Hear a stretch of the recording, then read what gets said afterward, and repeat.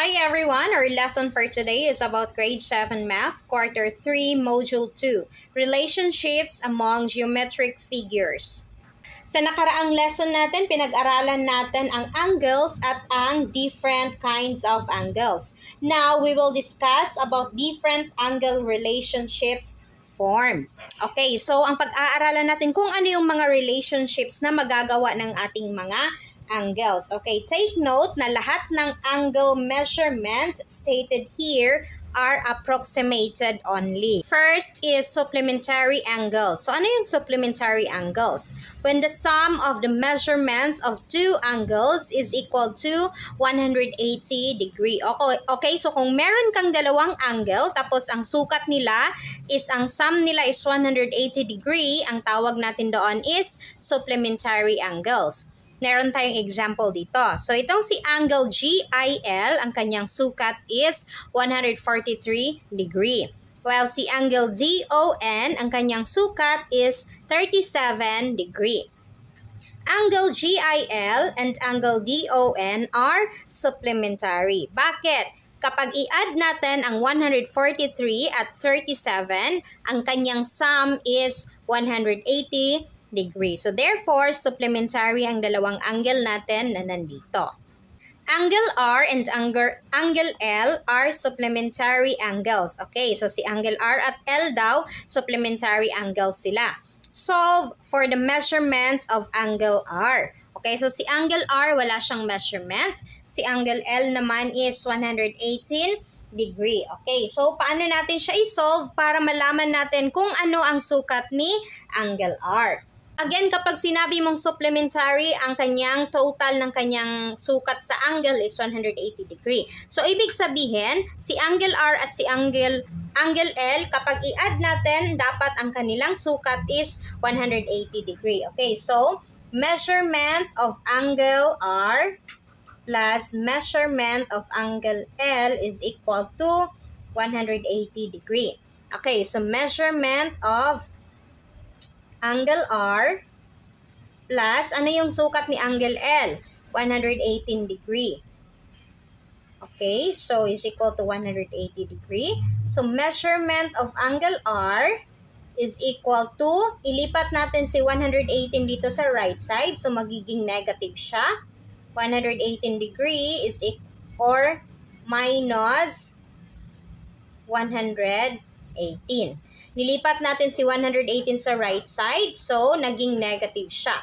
So, measurement of angle R is equal to 180 minus 118 is equal to 62 degree. Okay, so therefore, si angle R, ang kanyang sukat is 62 degree. So, ang sagot natin dito, therefore, the measurement of angle R is 62 degree. Kasi 62 degree plus 118 degree is equal to 180 degree. Let's go with complementary angle. When the sum of measurement of two angles is equal to 90. Okay, so kung si supplementary 180, si complementary naman, ang sum ng dalawang angle is 90 degree. Okay, may example tayo dito. Si angle A, ang kanyang sukat is 30 degree at si angle B, ang kanyang sukat is 60 degree. Kapag i-add natin si 30 at si 60, ang sum niya is 90 degree. So therefore, angle A and angle B are complementary angles. Angle D and angle E are complementary angles. Okay, so si angle D daw at si E, complementary sila. Ibig sabihin, ang total sa sukat ng kanilang angles is 90 degree. Solve for the measurement of angle E. Okay, so isolve natin ang measurement sa angle E. So, measurement of angle D plus measurement of angle E is equal to 90 degree. Okay, so measurement of angle D natin is 43 degree plus measurement of angle E is equal to 90 degree. Okay, so gaya ng ginawa natin kanina, si 43 ilipat natin sa right side. So ang maiiwan is si measurement of angle E is equal to 90 degree minus 43 degree. Okay, so measurement of angle E is equal to 90 minus 43 is equal to 47 degree. So therefore, si angle E is, ang kanyang sukat is equal to 47 degree. Okay, so ito na yung sukat ni angle E. Isusulat lang natin dito ang sukat ni angle E, that is 47 degree. Next is congruent angles. O ano yung congruent angles? Two angles are congruent if they have the same angle measurements. Okay, so from the word congruent, ibig sabihin equal. So ibig sabihin pala, ang matatawag natin na congruent angles, ang dalawang angles kapag magkapareho ang kanilang sukat. Example, si angle T, ang kanyang sukat is 30 degree. Si angle V naman is 30 degree. So, ibig sabihin, si angle T at si angle V is congruent kasi magkapareho ang sukat ng kanilang angle. So, therefore, angle T and angle V are congruent angles. Okay, paano natin siya isulat? Ganito.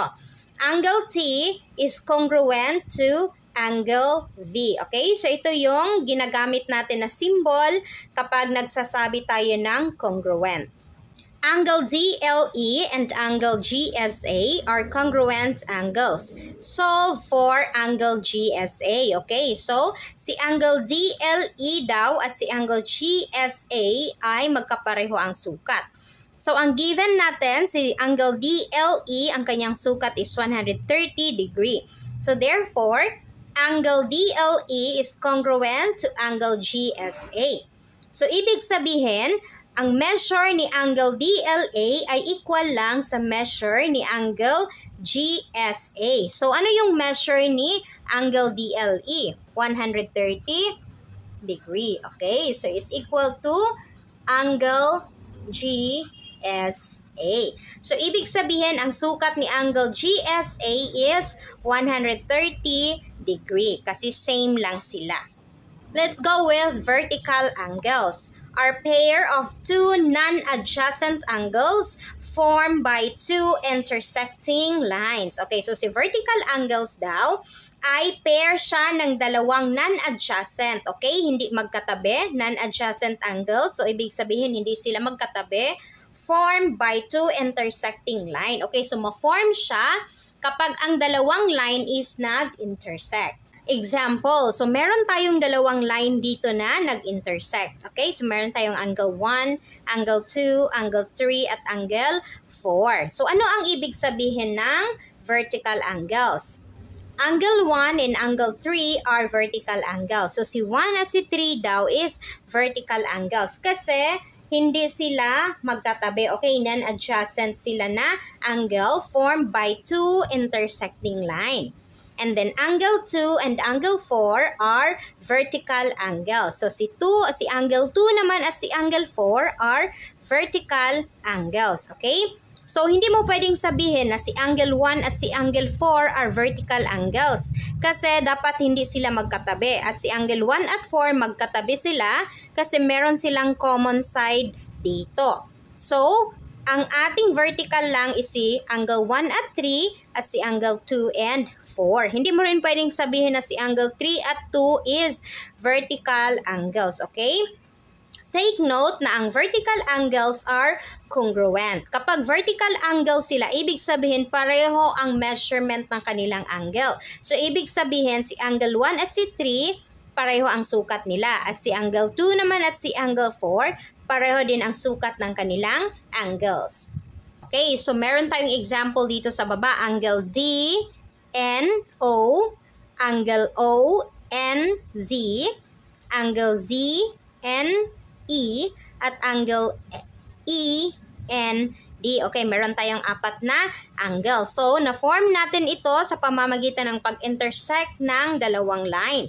So, ibig sabihin, itong dalawang angle natin na nandito are vertical angles at itong dalawang angle na nandito are vertical angles. And since vertical angles are congruent or equal ang kanilang sukat, so magkapareho ang sukat nila. So, angle DNO and angle ENZ are congruent. Okay, so ito si DNO at ito si ENZ. So, pareho 100 degree. And angle DNE and angle ONZ are congruent.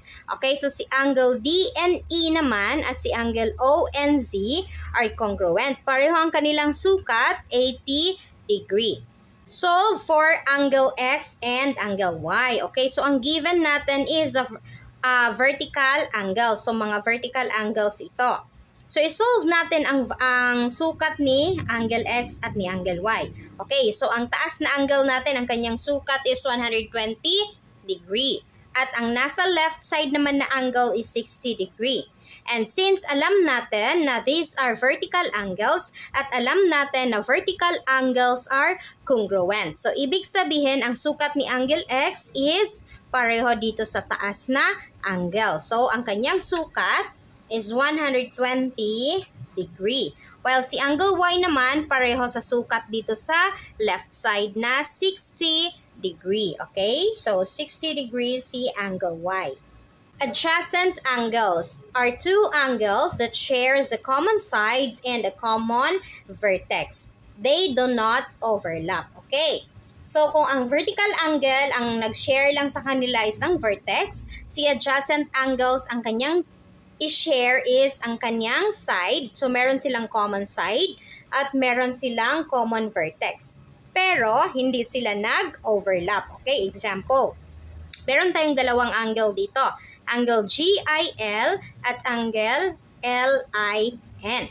Okay, so ang kanilang common vertex is si angle si I, ang kanilang vertex. At ang kanilang common side is ito. So, si line IL. Okay? So, ito ang kanilang common vertex. Si ray IL rather, ang kanilang common side. Okay? So, angle GIL and angle LIN are adjacent angles. Magkatabi sila. Meron silang common side at meron silang common vertex na si I. Ang kanilang common side is ray IL. Meron tayong dalawang example dito sa baba. So, i-identify natin kung ang mga angles na ito are adjacent angles pa. So, meron tayo ditong isa, dalawa, tatlong angles. Okay, so si angle 1 at si angle 2. Adjacent angle ba siya? Matatawag ba natin na adjacent angle sila? Hindi, kasi si angle 1 is nandito at si angle 2 is nandito. Though nag-share sila ng common vertex, meron silang common vertex, common endpoint, pero hindi sila nag-share ng common side kasi nandito ang side ni angle 1, nandito ang side ni angle 2. Okay? So, hindi natin siya matatawag na adjacent angles. Next naman, angle 3 and 4. Adjacent angles ba ito? Hindi. Bakit? Though nag-share sila ng common side dito, okay, ito yung common side nila, wala silang common vertex. Kasi si angle 3, ang kanyang vertex is nandito. Okay? So, ito yung vertex ni angle 3. At si angle 4 naman, ang kanyang vertex is nandito. Okay? So, nag-share sila ng common side na nandito, pero hindi sila nag-share ng vertex. So, therefore, hindi natin siya matatawag na adjacent angles. Linear pairs are adjacent angles and are supplementary. Again, ano yung adjacent angles? Mag-share sila ng common side at common vertex. And supplementary. Ano yung supplementary? Ang total sa measurement ng kanilang angle is 180 degree. Okay, so yun ang tatandaan nyo kapag linear pairs ang pinag-uusapan natin. So this means that the sum of the measurements of the angles add up to 180. Okay? So, meron silang common side at common vertex at ang total ng angles is 180 degree.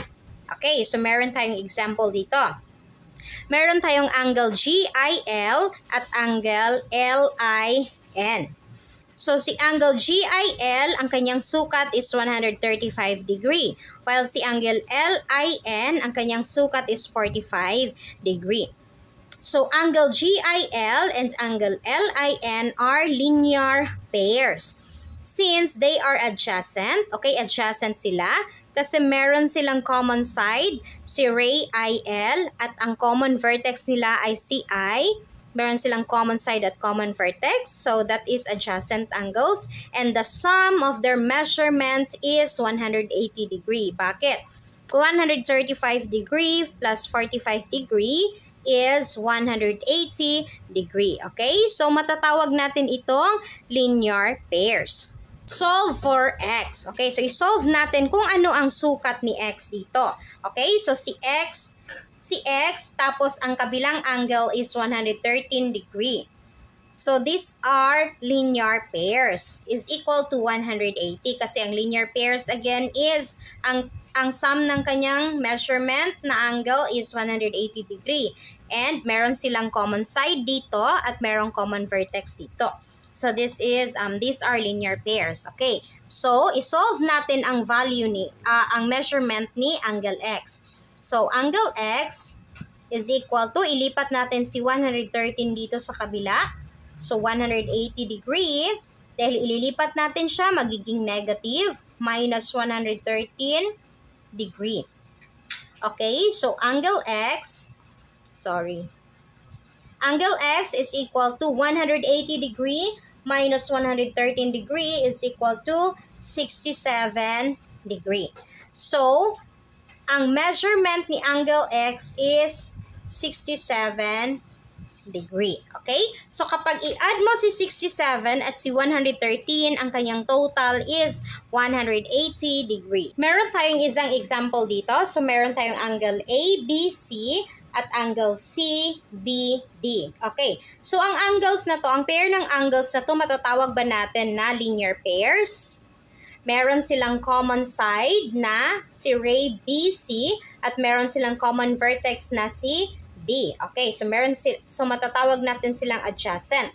Pero take note na ang total sa kanyang measurement ng angle is not 180 degree kasi 160 degree plus 50 degree is equal to 210 degree. Okay, so hindi siya linear pairs kasi dapat 180 degree. Okay, so kung nandito yung isang ray ng ating angle, so matatawag natin itong linear pairs kasi ang straight line natin that is 180 degree. Okay, so tatandaan nyo na kapag straight line na yung ating mga angles, kahit na nandito pa yung isa or nandito pa yung isa, kapag straight line that is 180 degree and hindi natin siya matatawag na linear pairs kasi nandito na siya sa baba. At ang total niya is 210 degree. Perpendicular lines are two intersecting lines that forms a right angle. Okay, so matatawag natin na perpendicular kapag ang magawa niya is right angle. Gaya nito. Ano yung right angle? 90 degree. Okay, so ang cross mo, that is a perpendicular lines. Okay, so meron kang 90 degree kapag nakagawa ka ng parang bangko dito sa gilid or perfect square. So this is line AB and line CD. Line AB is perpendicular to line CD. Okay? So, line AB is perpendicular to line CD. Kasi nakagawa sila ng angle na 90 degree.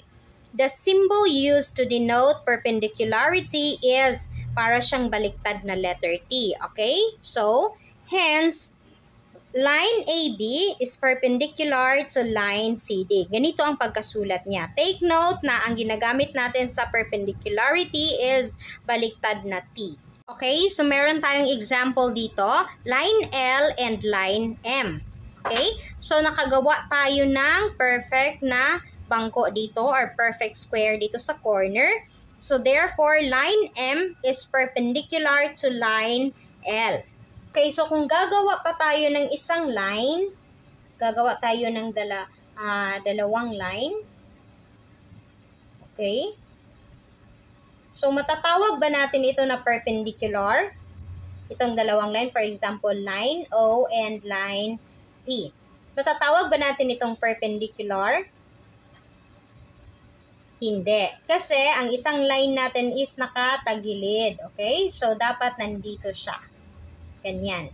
Para makagawa tayo ng perfect na bangko. Ayan. So, therefore, ang example na to is hindi natin matatawag na perpendicular line kasi hindi tayo makagawa ng 90 degrees sa kanyang corner.